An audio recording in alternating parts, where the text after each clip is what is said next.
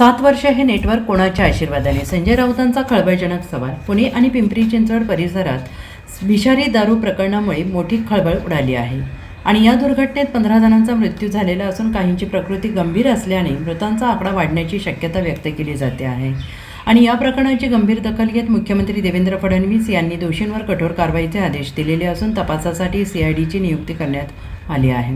दरम्यान या घटनेवरून शिवसेना ठाकरे गटाचे खासदार संजय राऊत यांनी सरकारवर जोरदार टीका केली आहे. पुणे आणि पिंपरी चिंचवडसारख्या शहरांमध्ये अवैध धंदे आणि गुन्हेगारी वाढल्याचा आरोप करत त्यांनी राज्यातील कायदा सुव्यवस्थेवर प्रश्नचिन्ह उपस्थित केले आहेत.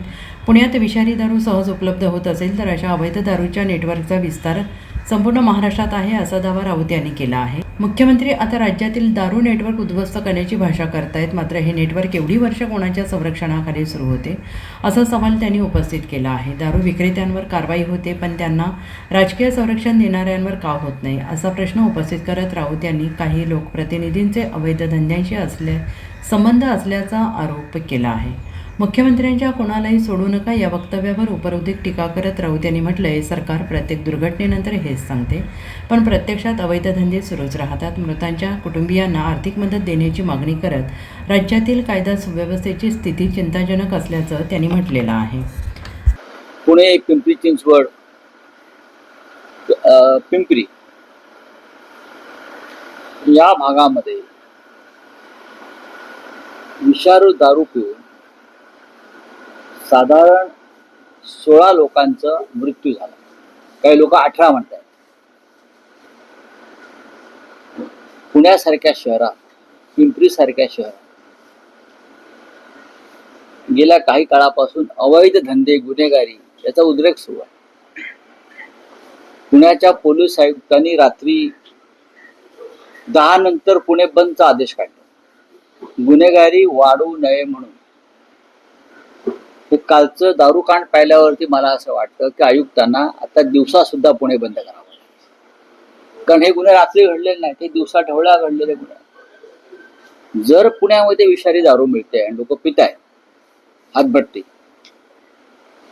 याचा अर्थ संपूर्ण महाराष्ट्रामध्ये हे नेटवर्क आहे. आणि मुख्यमंत्री आता म्हणतायत आमचे की संपूर्ण राज्यातलं दारूचं नेटवर्क आम्ही उद्ध्वस्त करू. म्हणजे गेले 7 वर्ष तुमच्या आशीर्वादाखाली सुरू आहे. मी सरकारमधले अनेक आमदारांची नावं देऊ शकतो ज्यांचं या व्यवसायाला, मटका, दारू, जा नांदेड, हिंगोलीत जाऊन बघा आमदार काय करतायत. ते टिळे लावून फिरतायत आणि दारू आणि मटक्याच्या व्यवसायाला त्यांचेच व्यवसाय सगळे आहेत. देऊ शकतो. हे मुख्यमंत्र्यांनाही माहिती आहे, हे राज्याच्या मुख्यमंत्र्यांना माहिती आहे. तुम्ही दारू विक्रेत्यांना अटक केली आहे पण त्यांचे जे पोशिंदे आहेत, जे विधिमंडळात बसलेले आहेत, त्यांना हात लावा ना. मुख्यमंत्री काल काय म्हणाले? कोणालाही सोडू नका, कुणालाही सोडू नका. अशी दुर्घटना घडली काय त्यांचं एक बोधवाक्य आहे, कुणालाही सोडू नका. खरं म्हणजे त्यांनी आपल्या खुर्चीच्या मागे ते सत्यमेव जयतेच्या खाली लिहायला पाहिजे, कुणालाही सोडू नका. जसं एक संत आहेत गजानन महाराज, मला वाटतं स्वामी समर्थ, घेऊ नकोस मी तुझ्या पाठीशी आहे. तसे हे सरकार अशा गुंडांच्या आणि अवैध धंदे करणाऱ्यांच्या पाठीशी आहे. ते त्यांना म्हणतात घेऊ नका, आम्ही तुमच्या पाठीशी आहोत. आहे की नाही CM ना विचारा. Bureau report SPN Marathi, Mumbai.